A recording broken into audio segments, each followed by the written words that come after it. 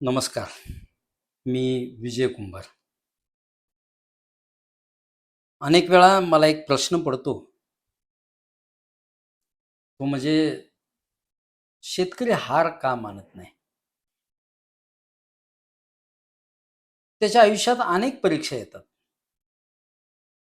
शासन परीक्षा घेतं, समाज परीक्षा घेतो, कुटुंब परीक्षा घेतं, राजकारणी लोकं त्याची परीक्षा घेतात. कधी-कधी त्याचं मन सुद्धा परीक्षा घेतं. परंतु तो कधी हार मानत नाहीये. जगात असा कोणता माणूस आहे, की त्याच्या इतकी संकटं इतर कोणाच्या आयुष्यात येत असतील? एका क्षणात त्याची स्वप्न सुद्धा उद्ध्वस्त होत असतात. काढणीला आलेला माल एका रात्रीत जमीनदोस्त होत असतो. महिनोन महिनं स्वतःच्या मुलाइतकं जपलेली पिकं एका अवकाळीनं खेळ सगळा संपून जातो. आणि समजा निसर्गानं दया दाखवलीच, तर बाजारात भाव मिळेल ह्याची गॅरंटी सुद्धा नसते. तरी सुद्धा हे सगळं सहन करून आपला शेतकरी नेमका कसा उभा राहत असेल हो? खूप मोठा प्रश्न मला नेहमी पडतो हा.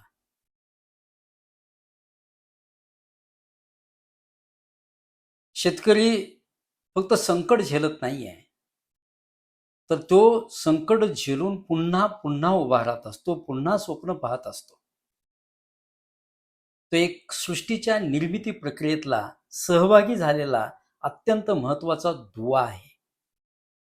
त्याला माहित असतं, की जमिनीत टाकलेलं बी आधी स्वतःला मिटवतं आणि मग स्वतःचं अस्तित्व संपल्यानंतरच मग त्यात अंकुर जन्माला येतो. हे दृश्य तो रोज शेतकरी पाहत असतो आणि म्हणून त्याला माहित असतं, की संपणं म्हणजे संपणं नसतं, तर प्रत्येक समाप्तीच्या नव्या सुरुवातीची बीजं त्यात दडलेली असतात आणि मला वाटतं म्हणून शेतकरी कधी हार मानत नसेल. शहरातला एखादा मनुष्य अपयश पाहतही असेल, पण शेतकऱ्यासारखं अपयश कुणाच्याच वाट्याला येते असं मला नाही वाटत. कारण त्या परीक्षेला कधी अभ्यासक्रम नसतो, कधी त्याला प्रश्नपत्रिका ठरलेली नसते, त्याची वेळ ठरलेली नसते, पण तरी सुद्धा त्याला पास मात्र व्हावंच लागतं. अनेक प्रकारच्या परीक्षा देतो तो.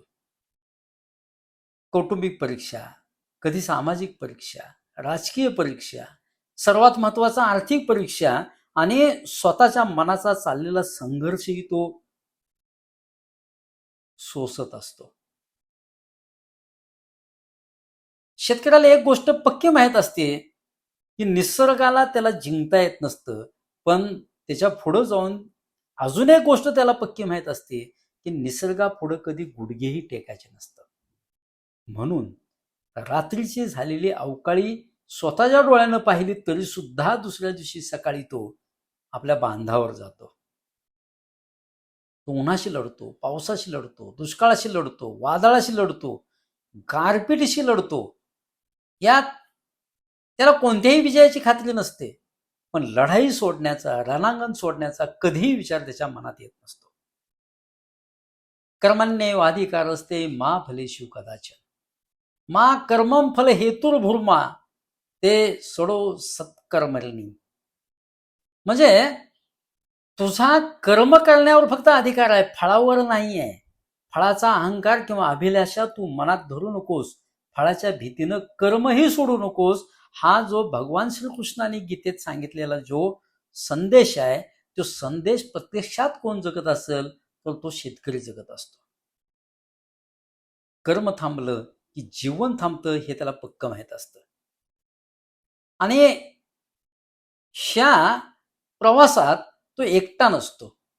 त्या प्रवासात समाजाचं पोट असतं. देशाची अन्न सुरक्षा निव्वळ आणि निव्वळ त्याच्या हातात आहे. मुलांचं भविष्य त्याच्याकडे पाहत असतं. पत्नीचा विश्वास असतो. आणि त्याचे जे खांदे असतात ना, ते खांदे काय फक्त श्रमानं मजबूत झालेले नसतात. ते जबाबदारीच्या वजनानं मजबूत झालेले असतात. त्याला माहीत असतं, मी तुटलो तर फक्त मी तुटणार नाही आहे, तर माझ्यासोबत अनेकांची स्वप्न सुद्धा तुटतील. तो तुटतो पण कधी हार मानत नाही. तो रडतो, तो कधीही हार मानत नाही. ते व्यथित होतो, काळजी करतो, रात्रभर जागा राहतो, पण तो कधी हार मानत नाही. सकाळच्या वेळी मुलांच्या समोर तो पुन्हा हसत हसत उभा असतो. गावापुढं तो खंबीरपणानं उभा असतो, कारण त्याला माहित असतं त्याच्या स्वतःच्या धैर्यावरच अनेकांचं जगणं अवलंबून असतं. मित्रांनो, हा शेतकरी आता बदलतोय. आताचा शेतकरी पहिल्या शेतकऱ्यासारखा अजून बळकट होतोय. महात्मा फुलेंनी दिलेला जो संदेश आहे तो शेतकरी आज स्वतः अंमलात आणण्याचा प्रयत्न करतोय. विद्येविना मती गेली, मतीविना वित्त गेले, वित्ताविना क्षुद्र खचले आणि इतका सगळा आनंद एका अविद्येने केला, हे त्याला आता पक्क माहीत झालंय. त्यामुळे तो शेतकरी आता शिकतोय. आपला शेतकरी आता आत्मविश्वासानं उभा राहायला लागलाय.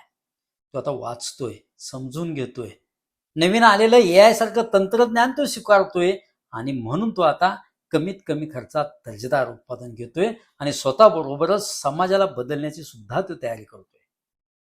म्हणून आता हारणारा शेतकरी ही जी ओळख आहे, शेतकरी कायम खचलेला, पिचलेला, ही जी ओळख आहे, शेतकरी फक्त काही जमलं नाही म्हणून शेती करतोय, ही जी ओळख आहे ती ओळख तो आता बदलतोय.